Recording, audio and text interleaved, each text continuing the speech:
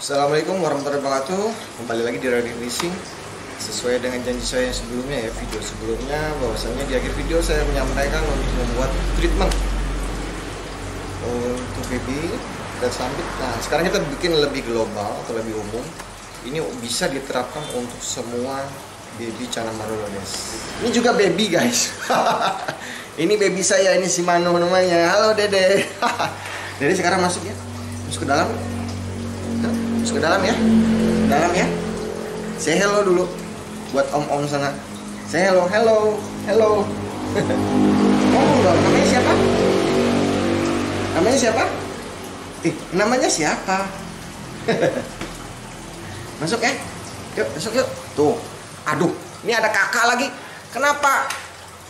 Ya udah masuk. Yuk, masuk. Masuk sana, masuk. Sorry guys. Ada aja. Ya, seperti yang saya janjikan sebelumnya, bebas dari Kalimantan boleh, dari Sumatera boleh, bebas. Karena pada dasarnya semua itu basic ininya sama ya, sama-sama tanah gambut. Sumatera juga tanah gambut. Saya sering komunikasi dengan kawan-kawan di Sumatera, kondisi perairannya mirip, cuman kadar pH-nya lebih tinggi. Tidak serendah di Kalimantan yang 3 sampai 4. Nah, jadi pendekatannya mirip. Sebelum lanjut ke dalam isi atau konten materi, saya juga ingin mengucapkan terima kasih banyak buat Semarang Snakehead Club ya. Semarang Snakehead sudah ngasih t-shirt ke saya, kaos. Terima kasih buat Bro Wisnu Sandi Wisnu. Thank you banget Bro. Salah satu reseller saya yang mengirimkan t-shirt ini. Dan kenapa nggak reading fishing bikin t-shirt ya? Sudah saya rencanakan, cuman karena kendala saya kena apes kemarin ya, kena musibah, jadi jatuh kemarin, banyak planning saya yang tertunda, semua mundur, semua pending semua. Ya pelan-pelan lah, masa recovery, jadi ini aja udah syukur bisa jalan dan bisa ini. Tapi memang mobilitas saya masih terbatas. Nanti akan saya buat kaos reading fishing dan saya akan ngasih giveaway untuk 3 orang yang bisa menjawab pertanyaan saya di kolom komentar pertama. Tapi nanti sabar, nanti t-shirtnya aja belum didesain. Ya, oke. Terima kasih Bro Sandi dari Semarang Snakehead Club. Semoga komunitas di sana tetap kompak dan bisa memajukan dunia Channa di sana, mengkampanyekan dan memperkenalkan ini bahwasanya bisa menjadi ikan yang dalam kategori ikan hias yang cantik, eksotis, dan wow. Oke, terima kasih. Ikuti materi dari video ini.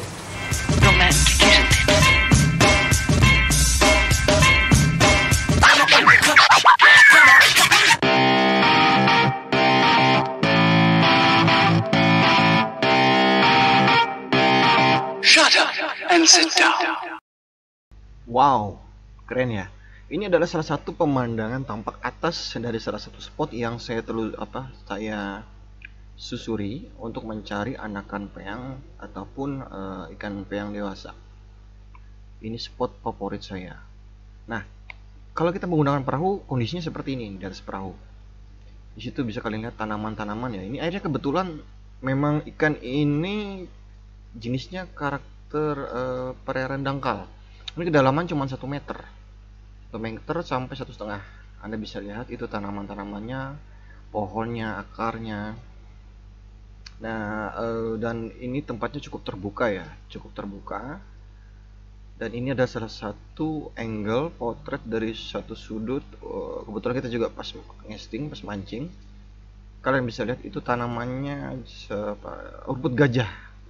Di sini nyebutnya rumput gajah, terus tanaman airnya di situ ada teratai, terus ada kiapu, atau mungkin kalau kalian nyebutnya apu-apu. Nah, ini juga salah satu spot. Itu lihat luar biasa keren ya. Kalau di sini biasanya tempat yang terbuka itu yang lebih dominan adalah Micropeltes, toman atau Channa pluro, ikan kerandang.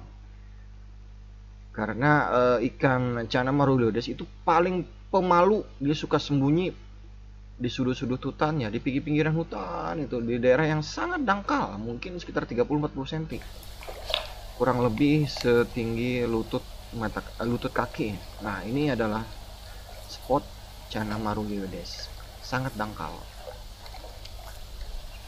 Kalian bisa lihat tuh, airnya gelap dan rumputnya cukup tebal ya. Ada beberapa titik danau di pinggiran hutan, terus agak rindang di bawah-bawah pohon. Nah, ini spot Cana Marulioides. Nah, berikut ini adalah perjalanan saya memancing dengan casting Cana Marulioides.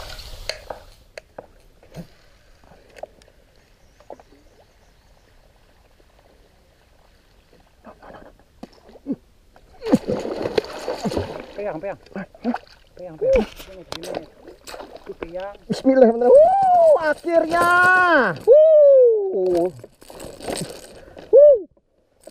Akhirnya. Akhirnya angkat unjunku.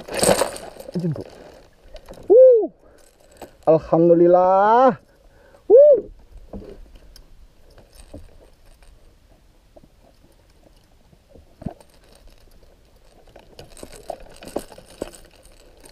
Yang terakhir mudik ini dapat 15 aja rasanya. Sayangnya. Jual ya. Garing kan.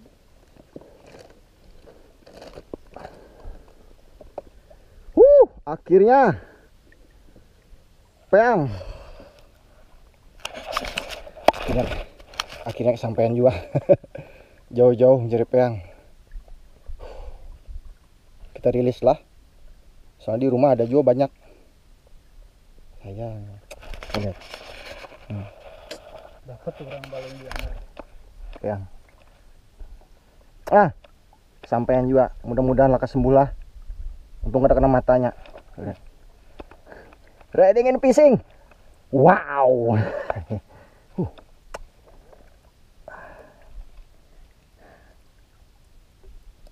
Wow.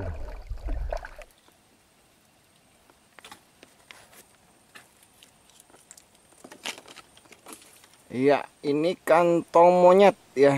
Jadi di sini banyak sekali. Kalau kalian ingin tahu habitat Cana Marulioides atau peyang, ini seperti ini kondisinya. Tuh lihat.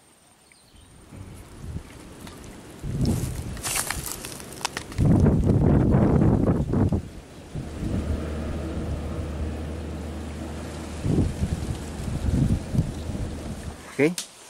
Jadi inilah kondisinya di sini. Nah, saya juga mau coba airnya seperti apa rasanya ya. Jadi nanti biar saya bisa mendeskripsikan ke kawan-kawan seperti apa sih rasanya. Sedikit jadi. Nah, ini warnanya seperti ini guys.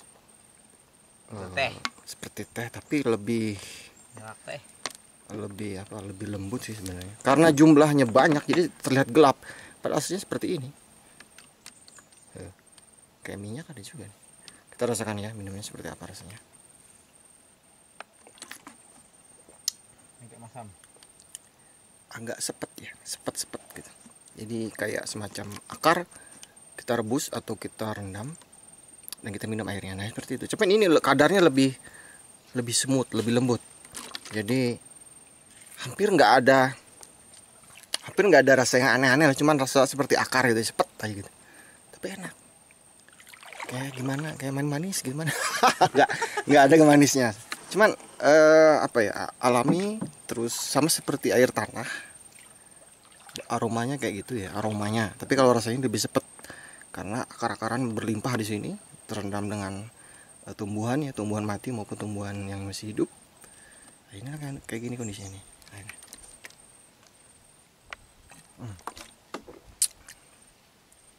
Ya.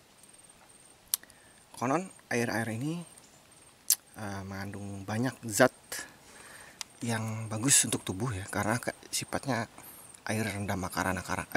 Sifatnya seperti air rendaman akar-akaran. Nah, di sini kan berlimpah sekali ya, pohon, akar atau apa. Nah, rata-rata sifatnya positif ya, bagus. Tidak meracuni atau tidak merusak anggota tubuh, tidak.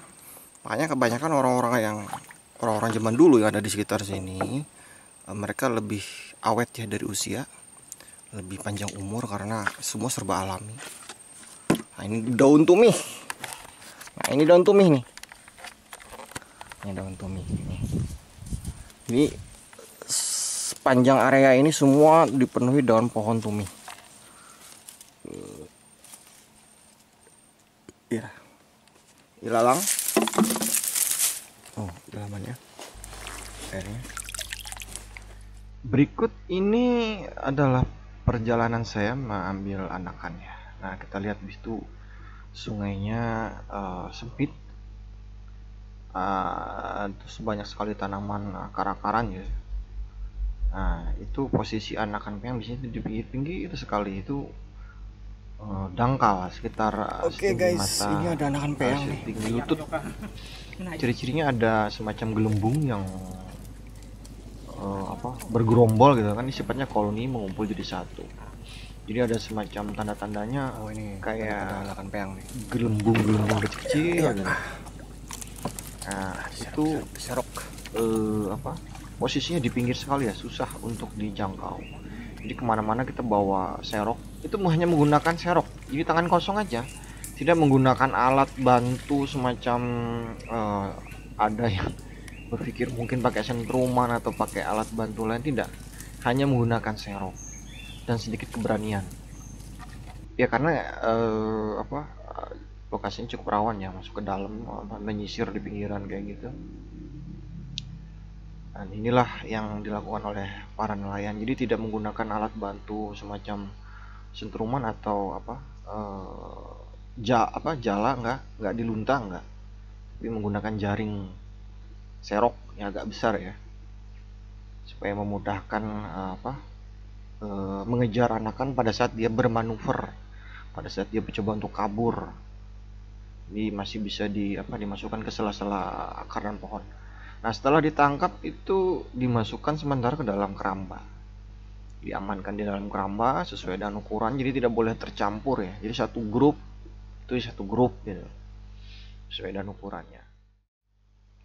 Oke, dari video singkat yang tadi kita lihat, permasalahan utama kita untuk mengkip ikan ini adalah bagaimana cara mempresentasikan apa yang terjadi atau kondisi alam habitatnya itu bisa kita aplikasikan dalam ukuran tank yang cuma 1 meter kali 50 cm. Itu permasalahannya, dan saya sebutkan di sini bahwa itu adalah hal yang mustahil, impossible, nggak mungkin. Kenapa? Keterbatasannya yang luar biasa, jauh sekali. Dan yang kita lihat tadi adalah kendalanya air tidak mengalir ya. Artinya kalau cuma sekedar diputar pakai filter ya, itu cuma airnya itu aja. Nah, terus kedua, pencahayaan yang tidak alami karena kebanyakan tank itu ditaruh dalam ruangan. Terus substratnya beda, kita hanya bisa menggunakan paspal pendekatannya atau jenis-jenis yang lain. Kalau di alami sebenarnya tanah, lumpur. Terus akar-akaran, kalau akar-akaran kita masih bisa, tanaman air kita masih bisa, teratai dan segala macam kita masih bisa taruh di situ. Cuman kendalanya lagi adalah pencahayaan. Nah, karena keterbatasan inilah yang membuat kita tuh kesulitan untuk mengkip ikan ini dengan baik. Tetapi di balik itu semua ada upaya-upaya pendekatan yang bisa kita lakukan. Walaupun tidak tidak mungkinlah kita menyamakan dengan apa yang terjadi di alam. Bagaimanapun sebaik-baiknya kiper adalah alam itu sendiri, habitat itu sendiri, bukan kita. Kita hanya bisa melakukan pendekatan. Jadi garis bawah ya, kita sebagai kiper hanya bisa melakukan pendekatan terbaik yang bisa kita lakukan menyesuaikan dengan keadaan kita, yang bisa kita lakukan dengan peralatan, dengan segala macam hal yang bisa membantu itu mendekatinya ke arah habitat aslinya. Nah, dari video tadi banyak hal yang bisa kita pelajari ya. Jadi pertama, kita harus mengenali dulu habitatnya. Setelah kita mengenalinya, kita coba kontrol itu warna air. Warna air warna merah pekat atau warna teh ya, karena jumlahnya besar jadi dia terlihat pekat, padahal tidak terlalu pekat-pekat amat sebenarnya sih. Nah, terus pH air yang rendah, pH-nya cuma 3 sampai 4. Ketinggian air ini termasuk kategori perairan dangkal ya, sekitar 30-40 cm ya. Kalau kita lihat setinggi lutut. Terus substratnya itu lumpur, dan pencahayaannya itu ya alami dari matahari atau ultraviolet, seperti yang kita tahu seperti apa ultraviolet. Kendalanya begitu kita bikin outdoor, tank kita jadi lumutan ya, karena mikroorganisme dan plankton, zooplankton, mikroplankton itu lebih subur sehingga memunculkan ganggang atau lumut yang nempel di kaca, jadi hijau. Jadi banyak sekali keterbatasan-keterbatasannya. Nah, setelah ini kita akan membuat sebuah formula setting tank yang mudah-mudahan bisa diaplikasikan kawan-kawan di sana, ya.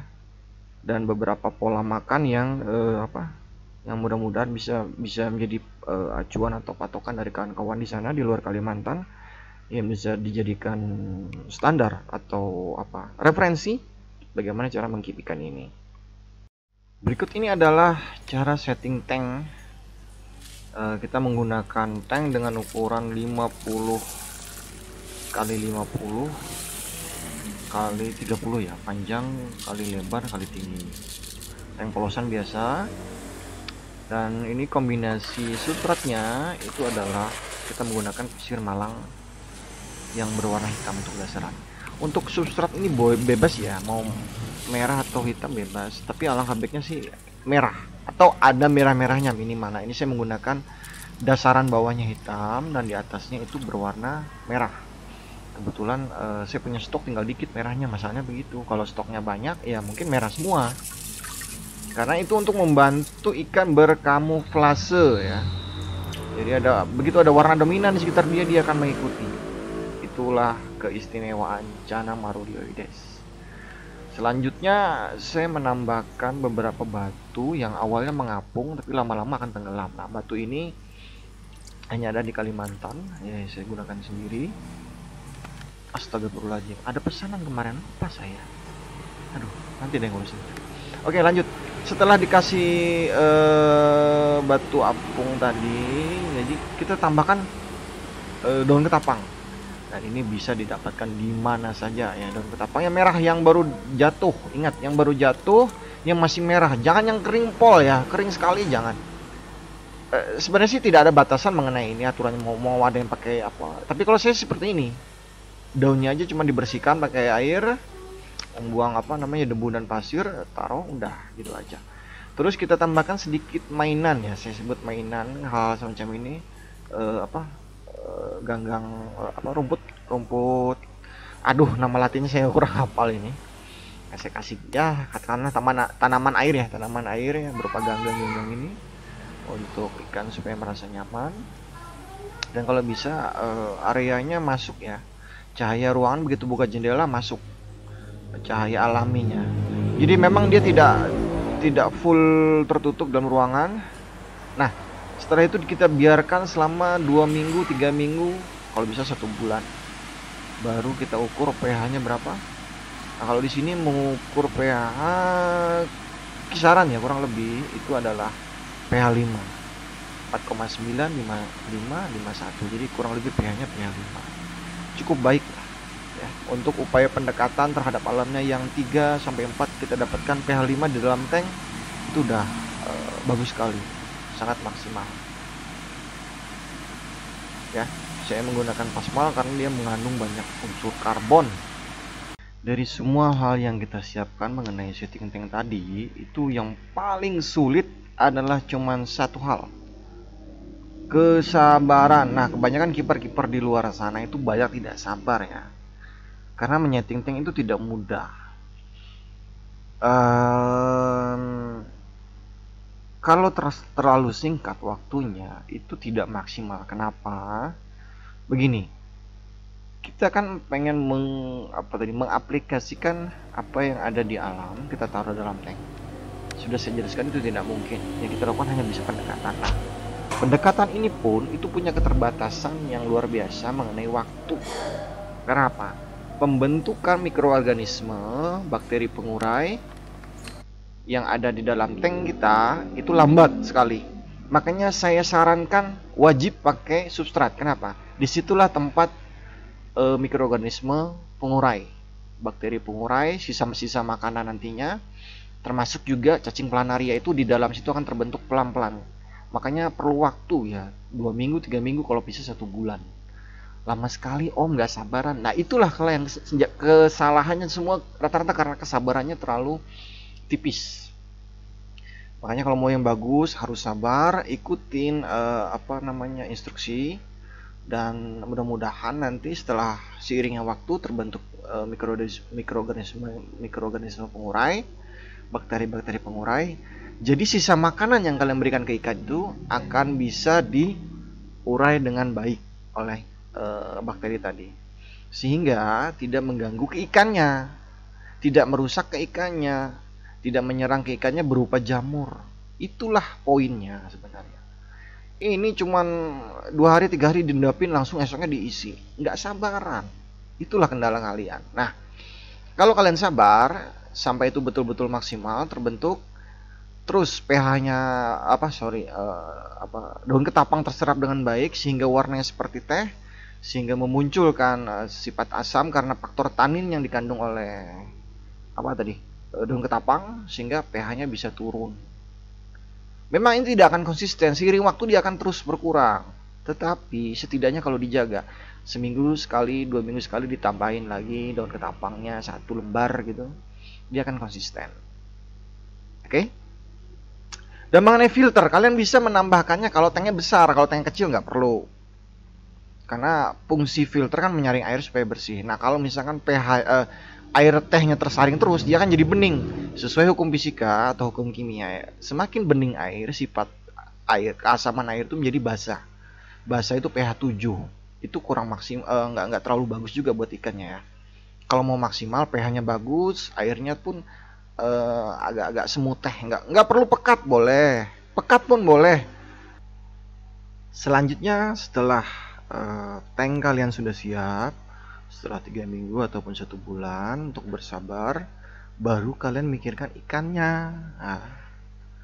Nah, untuk pembelian ikan silakan hubungi reseller Reading Fishing, menyesuaikan lokasi tempat kota masing-masing ya. Sebagian sudah pernah saya sebutkan di video sebelumnya mengenai pro dan kontra sampit, pro dan kontra red atau super red sampit, mengenai reseller yang bisa dihubungi, menyesuaikan tempat kota domisili dari buyer. Nah, setelah kalian mendapatkan ikannya, kalian adaptasikan singkat bisa, karena biasanya di reseller kan dia udah adaptasi ya. Cuman tidak terlalu banyak menuntut waktu. Nah, silakan masukkan ke dalam tank langsung, nggak apa-apa. Dan setelah itu kita bicara pola makan. Pola makan alangkah baiknya setiap hari makan. Jadi jangan dipuasakan. Kebanyakan orang itu mempuasakan ikan tujuannya untuk supaya ikannya galak atau agresif. Sekarang begini, kalaupun dia nanti galak, coba bandingkan galak ikan yang lapar dan galak ikan yang memang karakternya, bawaannya atau mentalnya memang galak. Itu berbeda. Bagi kalau kalian menyiapkan untuk kompetisi semacam kontes ya, itu akan berbeda. Ikan galak lapar sama ikan galak secara mental itu beda. Nah, bagaimana caranya? Kasih aja makan tiap hari. Memang awalnya dia kan diem, sembunyi, nyumput-nyumput ya. Begitu ditinggalin atau tidak diamati, baru dia mau makan. Awalnya kan seperti itu. Nah, lama-lama dipancing dengan makanan sampai dia bereaksi, baru kasih makan. Itu memang lambat prosesnya ya, memakan waktu, tapi itulah pola yang paling baik. Jadi supaya dia mentalnya benar-benar jadi galaknya bukan karena lapar, tapi karena memang mentalnya bagus. Nah, setelah dia sudah mulai baik, normal, galak, Terus makan tiap hari sesuai dengan porsinya ya, sesuai dengan porsi. Jangan berlebihan. Kalau berlebihan nanti bakteri pengurai akan kewalahan mengurai sisa makanan, sehingga sisa makanan jadi penyakit, jadi jamur. Jangan sampai. Jadi kasih makan secukupnya, tidak boleh ada sisa. Kalaupun ada sisa harus diangkat, dibuang maksudnya ya. Terus mengenai jenis makanan. Jenis makanannya alangkah baiknya yang sifatnya hidup. Jangkrik hidup, cacing hidup, ulat hidup. Ulatnya macam-macam ya, ulat Jerman atau ulat Hongkong hidup. Alangkah baiknya hidup. Kalaupun yang dia mati, kalau bisa basah kondisinya. Misalnya udang dipotong-potong kecil-kecil, udangnya udah basah. Jangan udang kering. Nah, kalau bisa begitu. Karena alaminya kan dia di alam seperti itu. Terus ada beberapa formula yang digunakan oleh kawan-kawan untuk meningkatkan performa warna itu dengan bantuan klorofil dan astaxanthin ya, susah betul nyebutnya. Begitulah, cuy. Jadi makanan apa ya? Makanan bukan makanan sih. Tumbuhan-tumbuhan yang mengandung itu misalkan kayak tomat, terus wortel, ya. Mengandung zat merah. Itu bisa kalian berikan ke jangkrik. Terus jangkriknya kasih ke ikan. Atau mungkin ulat Jerman, atau mungkin ulat Hongkong. Banyak caranya. Nah, setelah itu kasihkan ke ikannya. Banyak yang mengamalkan hal semacam itu dan berhasil. Jadi warna lebih konsisten. Terus apalagi. Kalian bisa browsing lah, itu makanan-makanan apa saja yang mengandung yang tadi saya sebutkan ya, klorofil atau astaxanthin. Nah, itu yang bagus untuk ikan. Selanjutnya adalah pencahayaan lampu. Itu tadi yang saya sebutkan sebelumnya, dikasih lampu dibikin outdoor repot, soalnya lumutan warna hijau, dikasih di dalam indoor kurang cahaya ini. Nah, alangkah baiknya posisi ikannya itu dekat dengan jendela atau pintu. Jadi begitu dibuka pintu, dibuka jendela, cahayanya masuk. Walaupun tidak 100% tapi itu udah bagus. Nah, bisa juga kalian mencoba untuk treatmentnya seperti tanning ya, seperti arwana. Bisa, boleh. Saya juga sempat menggunakan itu. Ya, sekarang juga saya menggunakan itu, tapi lebih utamanya ke arah ini, saya gunakan lampu semacam itu untuk menghangatkan ikan ya.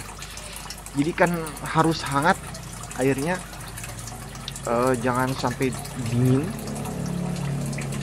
Kalau saya tidak menggunakan heater, karena heater disampit itu susah nyarinya ya. Kalaupun ada merek biasa yang mudah rusak, resikonya kalau rusak suhunya tidak terkendali, panasan bahaya. Atau dia rusak, nyentrum, ikannya mati semua. Makanya saya menggunakan lampu yang aman. Lampunya 24 jam nonstop. Kebetulan lampunya wattnya agak tinggi, jadi suhu yang dihasilkan, cahaya yang dihasilkan cukup tinggi, itu mempengaruhi otomatis dia menaikkan kalor ya. Kalor itu panas, jadi ada penyampaian kalor sehingga suhu permukaan tank itu jadi anget. Setelah suhu permukaan anget, otomatis mempengaruhi ke bawahnya, mempengaruhi airnya jadi lebih hangat. Jadi dia terhindar dari jamur dan lain-lain. Ditambah lagi kalau misalkan kita menggunakan lampu yang berwarna merah, sejauh ini cukup berhasil ya, ikan warna cukup konsisten dengan bantuan itu. Kawan-kawan bisa terapkan, tidak diterapkan pun tidak apa-apa. Jadi ini cuman pola-pola tambahan yang bisa diterapkan ke ikan. Nah, dari semua tadi kita ambil kesimpulan bahwasannya yang mempengaruhi adalah, pertama, bagaimana caranya kita mempelajari karakter habitat itu sendiri. Nah, dari yang kita dapat, satu itu adalah air, warna air, pH air, terus karakter ketinggian air termasuk perairan dangkal dan substratnya, terus apa lagi tadi, pencahayaan tadi ya, pencahayaan. Dan dari semua itu semua terkoneksi atau berhubungan untuk perform ikan sendiri. Oh jangan, saya lupa satu makanan tadi ya, cacing. Nah itu yang pol banget, bagus banget cacing. Dan di akhir bagian ini, di bagian closing, setelah saya simpulkan, setelah kesimpulan ini tadi, saya akan mereview sedikit ya apa yang sudah dilakukan oleh salah satu reseller saya. Dia mencoba mentreatment dengan polanya sendiri di daerah Solo. Dia di Solo. Ya memang reseller saya memang reseller resmi Reading Fishing itu selalu saya ajarin setidaknya 30, 40, 50% ilmu saya transfer supaya mereka paham cara mengkeep ikan ini, supaya nanti kalau dibeli sama buyer, sama hobis itu tidak kecewa. Ya walaupun kepuasan itu relatif, tapi setidaknya kita menjaga standar. Nah, dia mencoba itu keep ikan super red dari ukuran 7 cm ya, sekarang sudah 13, 14, 15, itu warnanya stabil, konsisten.